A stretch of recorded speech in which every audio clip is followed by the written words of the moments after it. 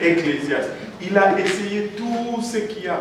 Écoutez, avec nos moyens, c'est le point que je veux faire sur celui-ci. Avec mes moyens minables, avec ma sagesse minable, avec... Je n'ai pas de notoriété comme lui l'avait. Je peux... Au lieu de me casser la tête à essayer de trouver quelconque satisfaction, je peux m'appuyer sur l'expérience de celui qui avait le moyen de se le permettre et juste prendre ses conclusions et m'épargner des douleurs inutiles. C'est ça le point. Parce que de toute façon, je n'ai même pas le moyen pour me le faire. Donc c'est double souffrance. C'est double souffrance. En sortant de là, je vais regretter et le fait que cette chose ne m'a pas procuré plaisir et le peu d'argent que j'avais maintenant que je n'ai plus parce que je voulais... Amen. Donc, nous pouvons, écoutez, vanité de vanité, tout est vanité. Et la conclusion de son livre, c'est que la connaissance de Dieu, c'est la seule chose qui compte. Quand tu connais Dieu, c'est la seule chose qui peut te convenir. Vous savez, nous sommes tous faits avec un trou à l'intérieur. Et ce trou a la forme de Dieu. Et seul Dieu peut combler ce trou. C'est pourquoi vous pouvez les voir encore aujourd'hui. Ils peuvent être riches comme ils veulent. Ils peuvent être... Moi, je n'ai jamais compris les célébrités. Comme elles les appellent. Les célébrités. Ils font tout pour être populaires. Mais quand ils deviennent populaires, ils commencent à mettre des lunettes fumées pour qu'on les reconnaisse plus. Alors qu'ils vont tout faire pour qu'ils soient reconnus partout. Quand on les reconnaît, ils ne veulent plus qu'on les reconnaisse. Ils disent, oh, vie privée. Mais attends, c'est toi qui voulais être public. Et malgré leur richesse, si la richesse satisfaisait, alors les riches de nos villes n'allaient pas être alcooliques, n'allaient pas être des drogués, n'allaient pas être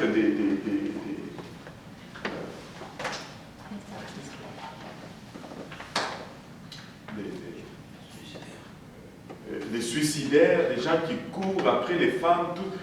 Vous savez, ils plongent dans l'alcool parce qu'ils ne sont pas satisfaits. C'est l'insatisfaction.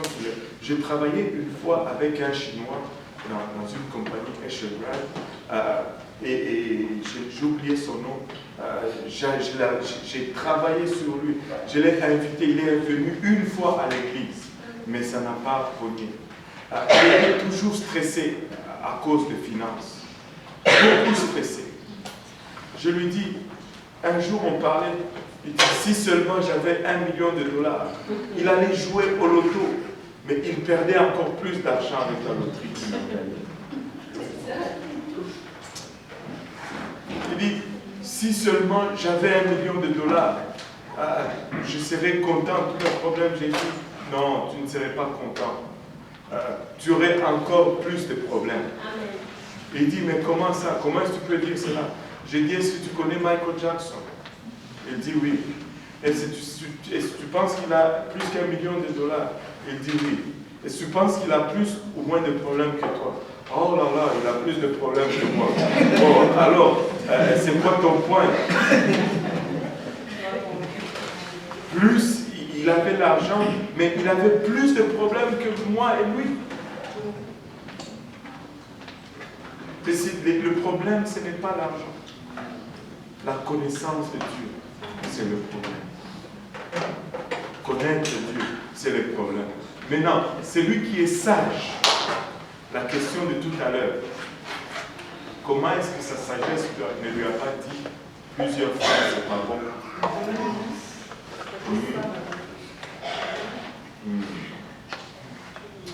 Vous savez, il y a 3 personnes que je cite toujours. Samson, l'homme le plus fort sur la terre. Malgré sa force musculaire, qui n'a pas marché dans les voies de Dieu. Il a eu des problèmes. David, l'homme au cœur selon Dieu.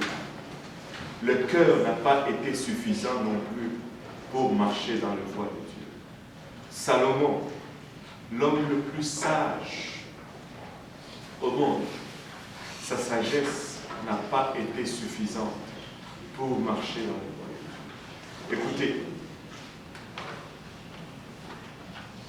la réponse à cette question, c'est celle-ci. Si tu ne gardes pas la parole de Dieu dans ton cœur, tu vas tomber. Psaume 119, verset 11.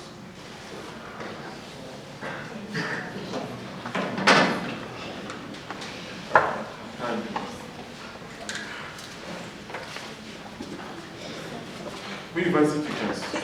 Psaume 119, verset 11. Je veux que tu le lises. Je veux qu'on le lise quand même.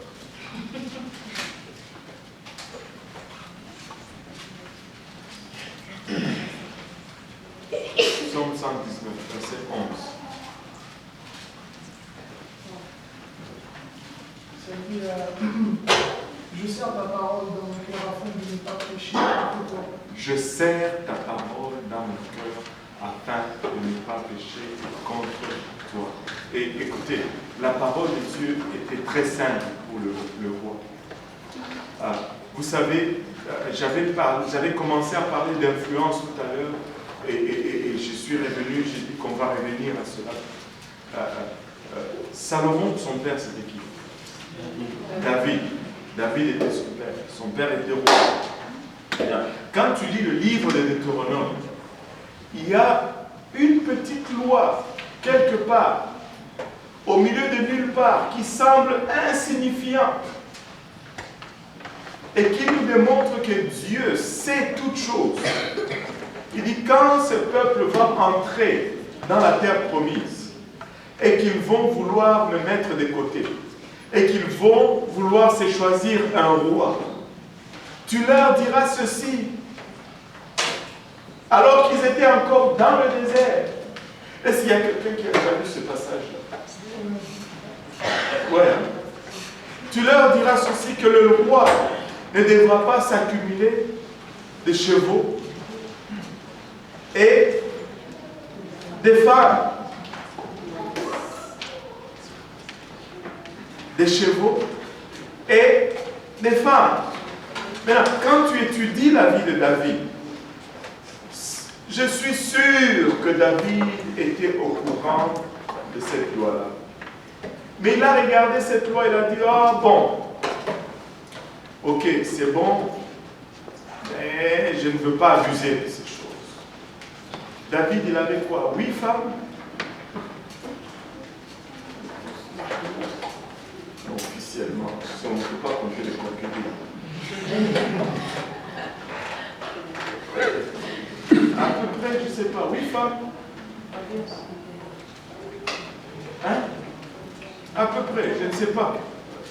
8 femmes à peu près. Et combien de chevaux il a eu? Je pense 600. Apo n'est pas là. Joël n'est pas là. Vraiment. Je suis délaissé à moi-même. 600 chevaux, quelque chose comme ça. Mais quand on vient à Salomon, David a plutôt fait cela. Et il se dit, bah, j'ai fait pas pire. Mais son fils, regardez,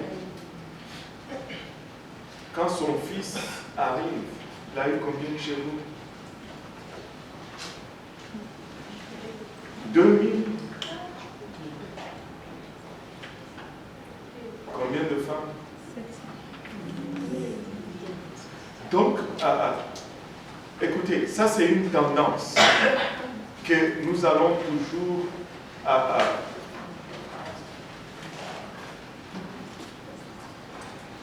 ce que nous faisons comme péché modérément, la génération qui va suivre va le faire radicalement. C'est pourquoi nous devons toujours nous imposer une rigueur. Ce n'est pas tout simplement pour moi. C'est pour lui. On ne vit pas comme on vit juste. Ce n'est pas juste une question de moi. Si nous nous laissons ça lousse, si nous commençons à dire, ok, maintenant, nous pouvons aller sur la plateforme juste avec chemise sans cravate, eux, ils vont venir en t-shirt sur la plateforme. Nous maintenons le standard, pas seulement parce que ce n'est pas péché ou c'est péché, non, c'est parce que nous avons un héritage à transmettre.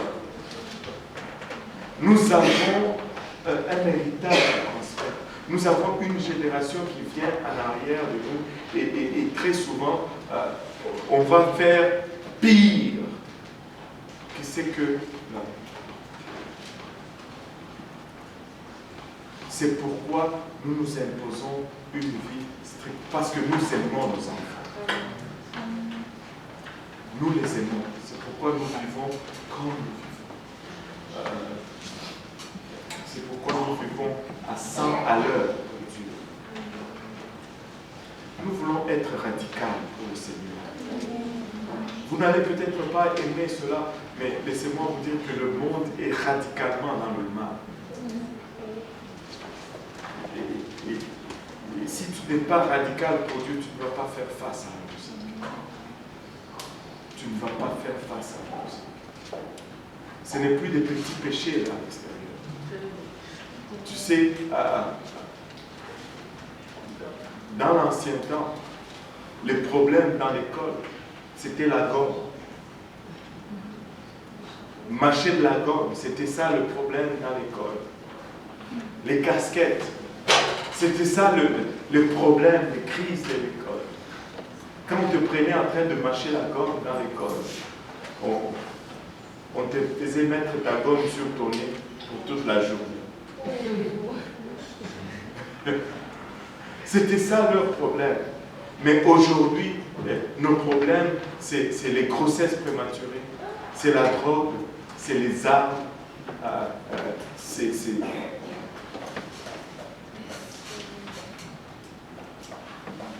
c'est la sexualité entre les enseignants et les étudiants.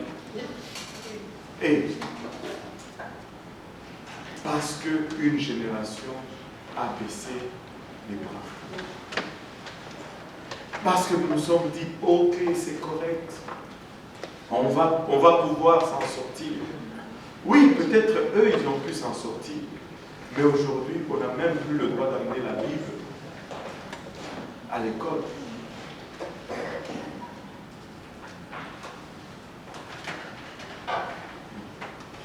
Nous ne pouvons pas, nous devons lever la clôture. Nous devons lever la clôture. Nous devons élever les standards. Nous ne devons pas les rabaisser. Nous devons les relever parce que nous avons un héritage à passer. Salomon s'est tellement écarté de Dieu que la promesse que Dieu avait faite à David de consolider le royaume entre ses mains est tombée à l'eau parce que Salomon s'est éloigné de Dieu.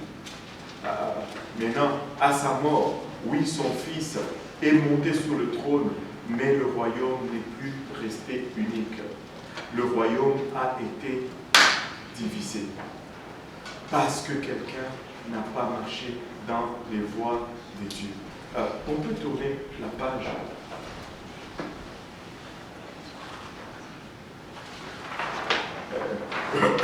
Le royaume uni d'Israël a connu 3 rois seulement. 3 rois ont régné sur le royaume uni d'Israël, c'est-à-dire sur les 12